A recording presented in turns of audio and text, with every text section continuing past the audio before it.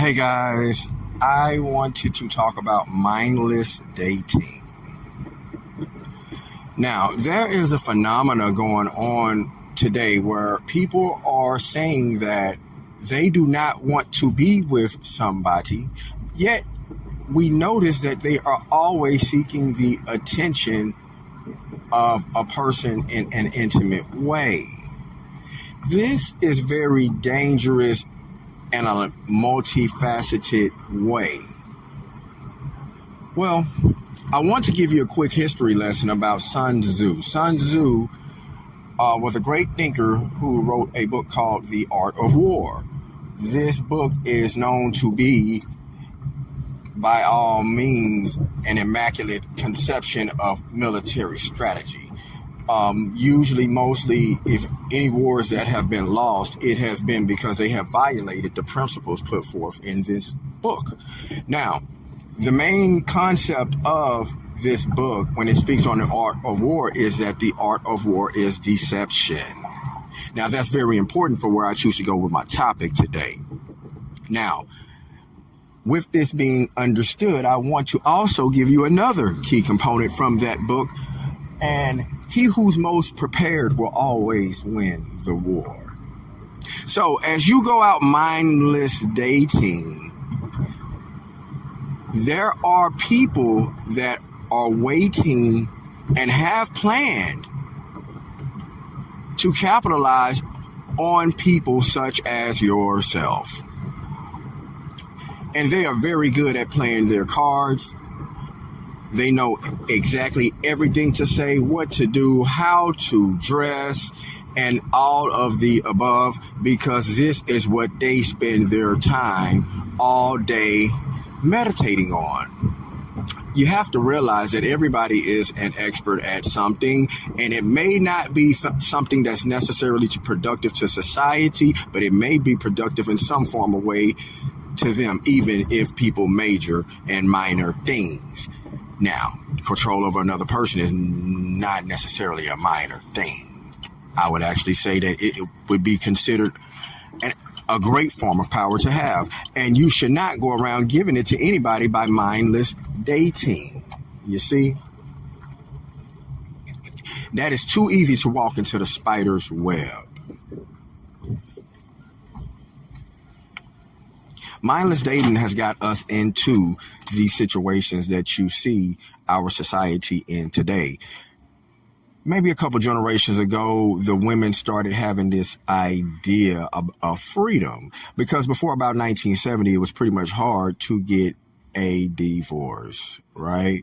So when this came about, women took off with it. And I'm speaking on women, but that woman responsibility in a relationship can go back and forth.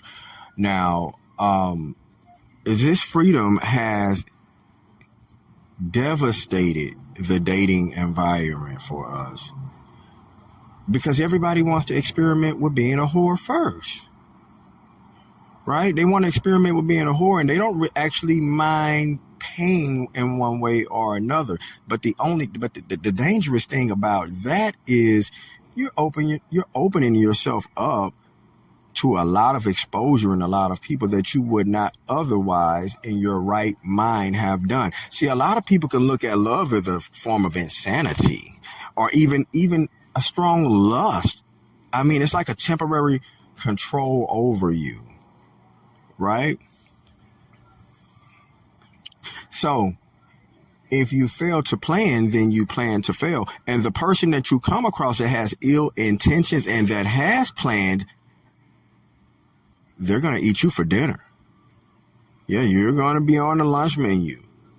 That's exactly what they are looking for. We have people out here that are social leeches. They hide behind other types of smoke and mirrors to camouflage this effect, but usually they are narcissistic and some type of OCD, and it doesn't have to be confined to those personality quirks per se, but they are definitely out here. They study everything there is to manipulate a person and get over. They only want to pass their responsibilities in life over to the next person. And you could be the mindless duck walking by, liking everybody that smiles at you, not realizing that when you see a wolf teeth, that's not a good thing. You see, when a wolf is smiling at you, that is definitely not a good thing for you, as you are about to get devoured. Now, with this information being known, the best tactic when it comes to dating would be to date with what they call a purpose. That is mindful dating. That means you should envision the person before you meet them. What type of attributes? What's really important to you? What's not really important to you? How do you guys connect on more than just a physical level, although that is very important and an important component of the relationship? But let's have the criteria before we meet the person, because it's easy for us to be temporarily wooed by people's charms if they have perfected them and their craft over the years, especially through trial and error. So they know the exact things to say at the right time, the right place, what to do, how to bend over, how to say it, make you laugh, how to dress, what to buy to spend the minimum amount of investment to get the most amount on their return out of you. You see? So, as we go forth, anybody that is dating, even if you're not dating for marriage, understand what you're dating for. That way you can protect yourself, put up different types of safety precautions that you don't go past your intended boundaries. Because see, a lot of us have ended up with children and unhappy in attachments based on mindless dating. See, mindless dating is it can encompass a lot of different types of dating, even just sleeping around.